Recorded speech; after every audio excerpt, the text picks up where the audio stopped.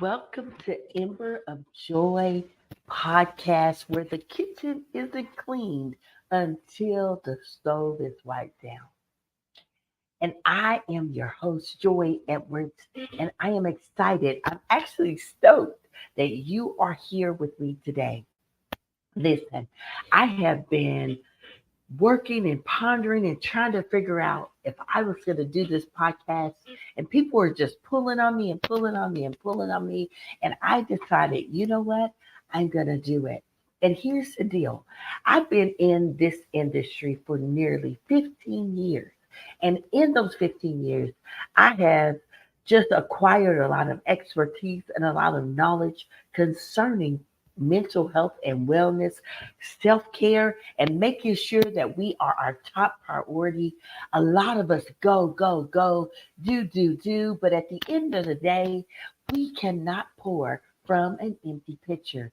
You know, I've got a lot of grandchildren, 14 to be exact, and a lot of nieces and nephews. And this is what I discovered. A lot of them want to drink out of my drink. And one day I gave one of my granddaughters a sip of my drink.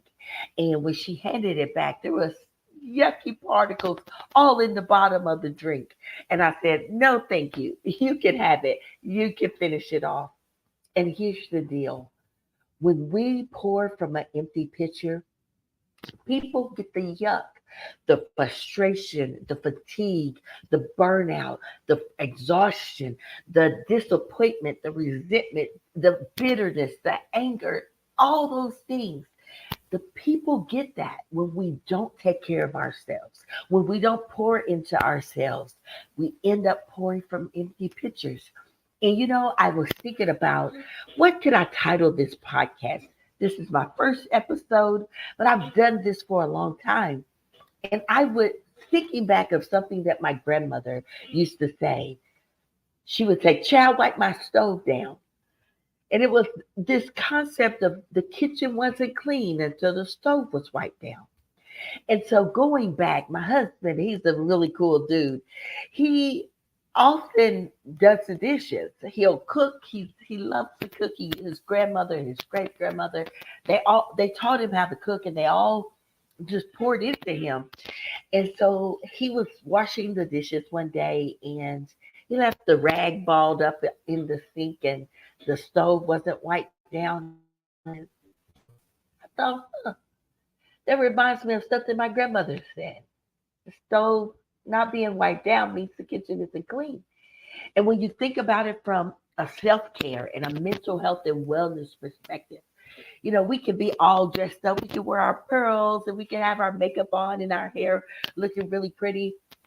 But at the end of the day, if we're not smiling on the inside, if our heart is not pure, if it's clogged with yuck, then the kitchen isn't clean. Our world isn't clean. Our lives aren't clean. And we can put on this big smile and say how much we love things. But at the end of the day, we have to be real and honest and vulnerable with ourselves and with people that can hold us accountable. Because at the end of the day, we have to make sure we're okay. And guess what?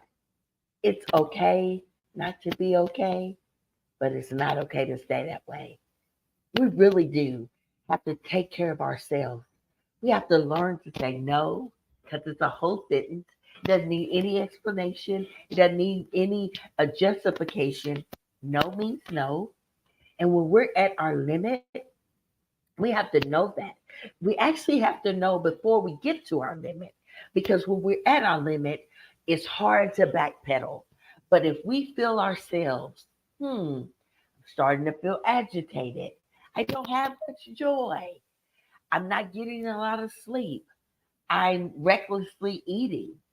When we start recognizing the cues, we need to take a step back, take a beat, and say, you know what? It's time for me to take care of myself. It's time for me to advocate for myself. It's time for me to wipe the stove down.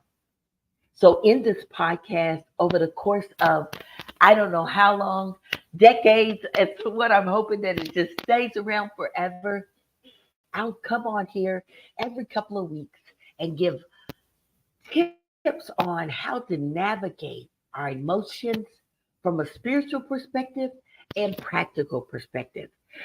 Something that has grieved my heart for some time.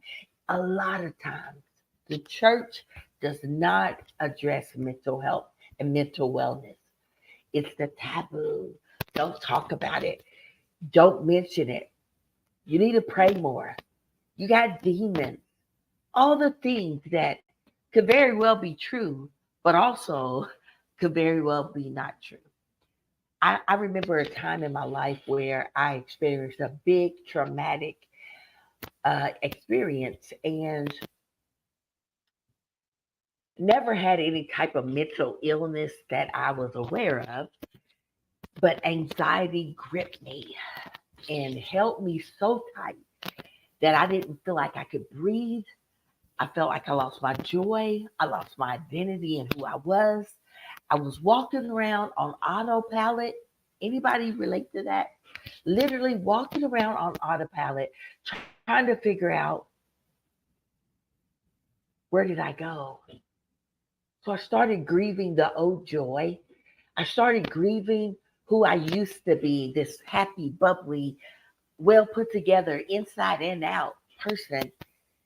And I had to decide whether or not I was going to continue down this path of fake and phony, or if I was just going to be real, raw, vulnerable, and allow myself to heal from the inside out, to allow myself to grow forward, to allow God to pull back the layers and show me and say, listen, these are the things you need to work on.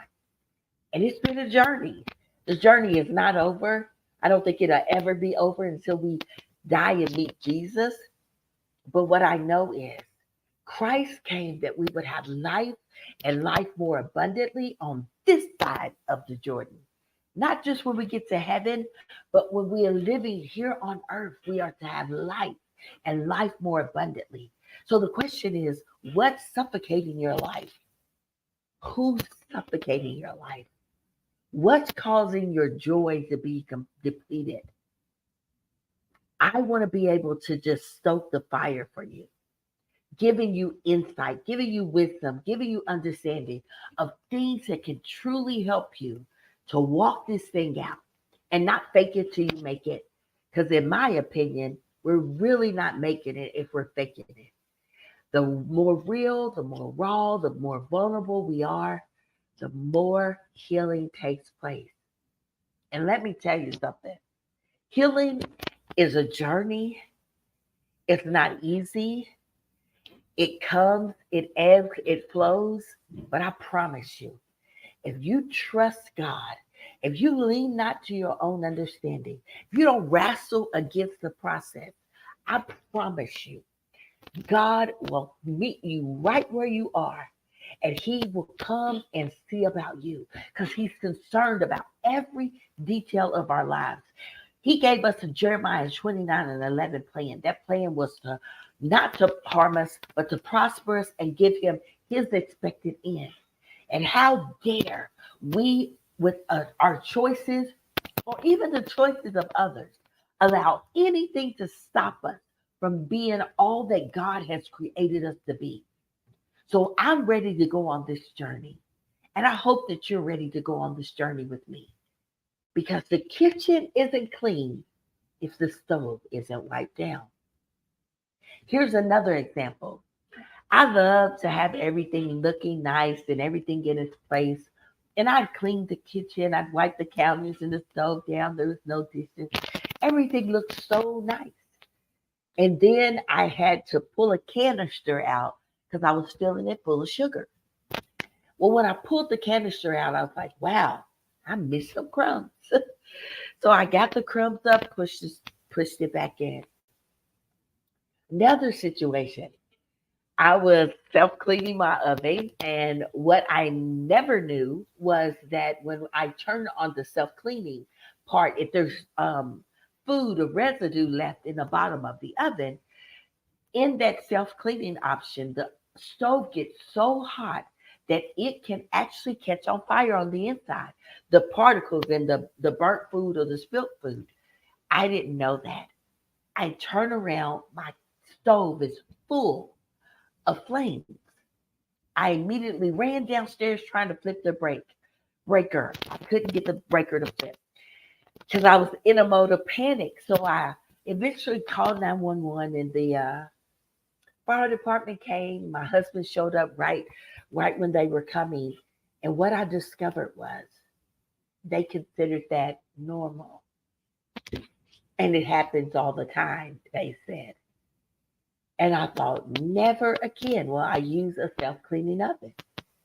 But in the process, because they had pulled that oven out, trying to unplug it and get things situated, I was able to see behind the stove.